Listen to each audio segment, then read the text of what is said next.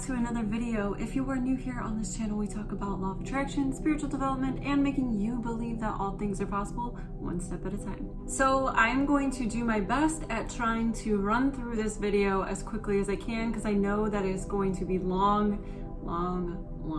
But I wanted to get all my research in, and I really wanted this topic to be really noted, that it is important to know what our physical body can do for us, what we can do without medicines, what we can do with thought alone. So I'm going to be reading my notes a lot, but I'm going to try to do my best at not just be reading to you guys and actually be talking to you guys. So one of the main topics to this idea and how we can go about healing the body with thought alone is the placebo effect. And I know that we have all heard this before. It's not really uncommon to go about our day-to-day life hearing things that certain things can do things for us, and we believe it. We put that thought into our mind, and then we actually believe that this thing, this substance, this whatever it may be, can change our lives in some way, some form. So studies have shown that sugar pills can almost cure our problems, our issues, our illnesses. Now, when your body is about to take a certain substance, your body will then create the exact pharmacy of chemicals equal to that substance. So the meaning to placebo is to please.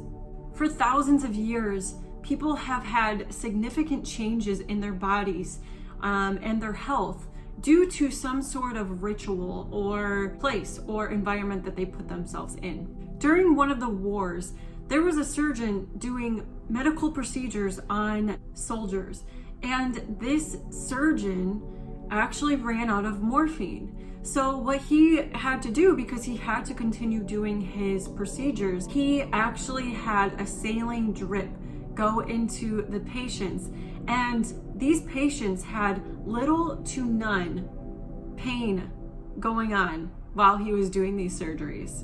Crazy, right? Which then at that moment began the study of the placebo effect and what it can do. Every drug that is created is compared to the placebo effect. So it goes into people having a 10% to 100% change when given a placebo, which is just a sugar pill or saline or whatever it may be in whatever study, procedure, substance that you may need. The person actually has no idea if they are getting the real thing compared to the placebo. This is how we start to condition ourselves and what a pill can do, and we put association to that. Now, we are having these pains and we are associating an outside source to cure us within. If we condition ourselves enough and know the results of what that one pill would do for us, later down the road, if someone gave us a pill and we knew what that one pill was going to do, because we've already associated what that pill is means to us and what it does for us, that once we take that sugar pill, we have already neurologically formed a habit and conditioned to this pill curing us a certain way, which then relieves those chemical effects in the brain and the body. Then you will notice that your pain will start to diminish. We get conditioned with these certain pills and with doctors telling us what pills are supposed to be better than others, what colors may be better than others, and what's stronger and what's not. So then we put that expectation on that pill to do a certain thing for our body. Then we start expecting these pills to do what we believe them to do. When a doctor sits you down and tells you that a certain drug or a certain substance is going to do something for you and your future, which means that you have high hopes that your future is going to come out better, you are going to fight this illness, you are going to fight this pain, and this one pill is going to do that for you. You are then surrendering to the thought that this pill is going to change your life for the better. When you put a clear intention with beliefs and emotions, you then change your state of being. Conditioning is based on the past. Expectation is based on the future. So speaking of expectations, a doctor can tell you what this pill will do for you. And it will create this bright new future. You have this bright new idea that you're going to be this new person, and so on and so forth. But pills also have side effects. So if a doctor, or if you research that a certain pill is going to have certain side effects, you will then experience those side effects. That is called a nocebo effect. So you can be given a sugar pill. You can be given a substance that is literally nothing but sugar. And you have already associated that this pill is going to create XYZ for you and your future, but it also has ABC of side effects. About 50% or more of people will start to see those side effects. They will start developing these side effects within themselves because they have already associated that that pill has these certain side effects, and that there's a fear based that you will end up getting it. When you expect an outcome, your body will physically change. Once you assign these meanings to these pills and you start changing your mindset and being more grateful, you change your state of being. And when you change your state of being, you change the way that you think and feel. Now, there was a study in 2013, Dr. Jeffrey Datch, I think that's how you say his last name. He did a study comparing the sugar pill with an antidepressant. So testing the placebo with the antidepressant, 4 out of 5 people showed that the sugar pill is just as effective as the antidepressant pill. Which then we realize that once we have that association, once we put that expectation onto that pill, once we are told what that pill is supposed to do, we create our own pharmacy in our brain to release antidepressants into our body to cure us from depression. Let that sink in for a second. The sugar pill is just as effective as an antidepressant. Not only have they just done the study on the pills, but they did a study on the brain exam itself. They took scans of the brain before taking the pills and after taking the pills, and there was a significant change in the people that even took the sugar pills. Every time you take a placebo pill, a sugar pill, a nothing pill, and you think it's the real thing, so you're already associating what it's going to do, and you have an expectation of what that pill is supposed to do for you, you get hopeful. You have gratitude towards that pill and what it's going to do for you and your future. So you change the idea of your future, which then changes your state of being.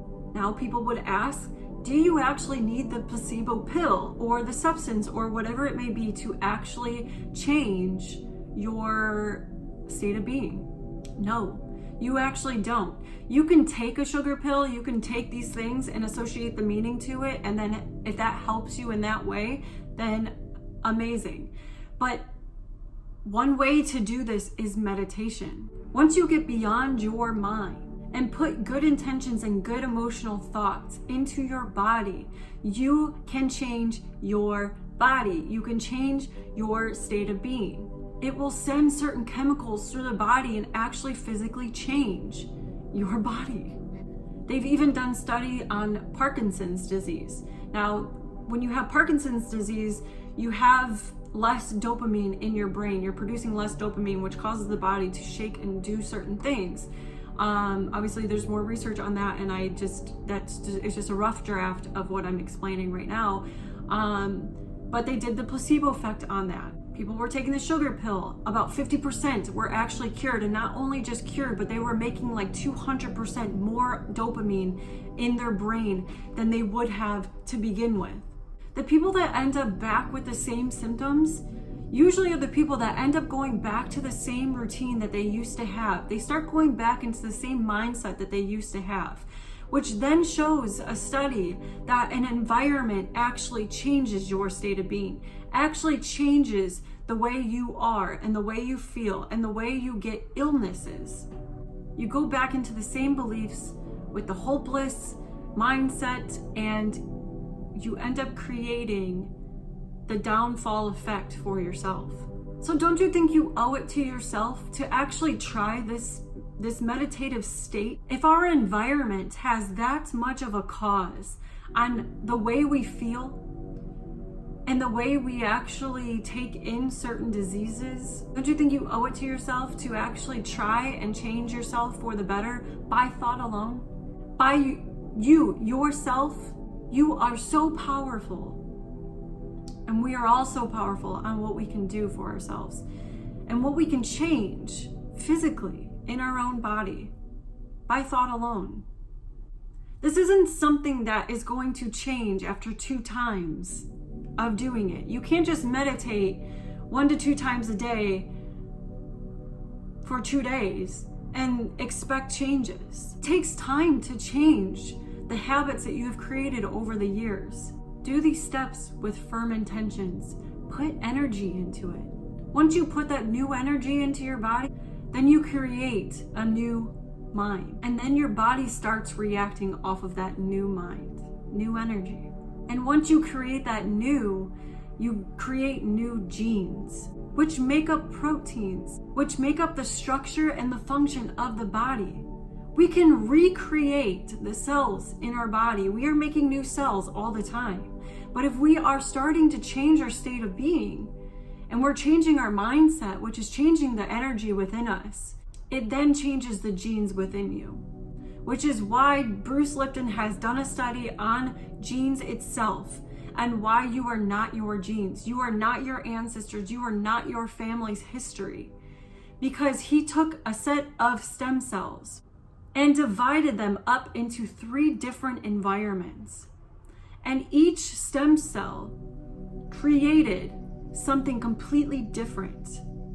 But they were all the same to begin with, and now they were all completely different, changed by the environment alone. So what would that say about you and your environment and what you put yourself in, the people that you place yourself around, the mindset that you create for yourself? What is that saying? It's saying that we can change everything about ourselves by thought alone, by the environment that we put ourselves in. And I'm just going to end this on a story of Dr. Joe Dispenza. He does these conferences of state of meditations and just explaining the body and what it can physically do for us. And this lady came to the conference and she got into a car accident, and a really bad car accident, but she was associating this car accident with a lot of fear, a lot of pain, a lot of guilt, and so on, that she scheduled her surgery after the conference. She wanted to go to the conference first. And after the conference was only 2 days, she practiced a meditation state of mind, and she put herself into a certain level of where she was able to change her state of being, where she physically changed her state of being, and she felt that. She felt the gratefulness within her. She felt hopeful. She put herself in this state of mind. By the end of the conference, she no longer had to get her surgery. She had no more pain. And when she showed up to this conference, she had so many spasms. She couldn't even sit up straight. And now she is just completely fine. He has also done these studies on people with cancer, people with tumors, people that haven't seen from birth. Like, he has changed people's state of mind and what they will believe and how it can change them. I know it sounds crazy, but if you put yourself and you stay in that state of mind of nothing is going to work out, this is not possible, only chemically made pills in the lab, and not only just that, sugar pills will help me, cure me. And the thing is that when doctors prescribe these pills to you, they do studies and research on them, like, for you as a patient, as if it was all in your head. And the fact that we can change ourselves by thought alone. Doctors will literally prescribe you sugar pills just for a study, just to prove themselves that you will change yourselves by thought alone. And what you associated that pill, what your expectation was. Because we've already conditioned ourselves in the past of what pills will do for us. So we already have a belief system of what people will tell us and what we expect that to do for us. and that's how we get our outcome. Gosh, I knew this video was going to be so long, but it is so important to me to get this message out. I watched just a whole bunch of documentaries on all this information, and it's just truly amazing, and I wanted to be able to provide you enough information so that you can apply this to your life and not just think I'm crazy. If you think I'm crazy, then fine. I'm gonna keep living my life, being pill-free, doing it the holistic way, because we are capable of that. Our body is our natural healer. It is our natural healer. It heals itself. And if you can't believe that, and you only believe that a pill or something or surgery can only change that, then I don't know. I mean, whatever, I guess. So I hope you enjoyed this video. I'm gonna leave links in the description below. Email me if you want to have a one-on-one session with me. I am a life and mindset coach, and if you are willing to work with me, I'm willing to work with you. I will also leave my link below. I create my own jewelry, and I have an Instagram that I'll link, that I post all that on there. It's easier for me to keep orders on track. And I think that's it. Like this video if you had any sense of hopefulness with this and that you want to apply this to your life as well. Share this video if it meant something to you, if you think someone needs to hear this video, and leave comments below. Let me know what you feel and what you know and what you think, and let me know what you want to see and if there is anything else that you want to know. So until my next video, I hope you stay true, and namaste.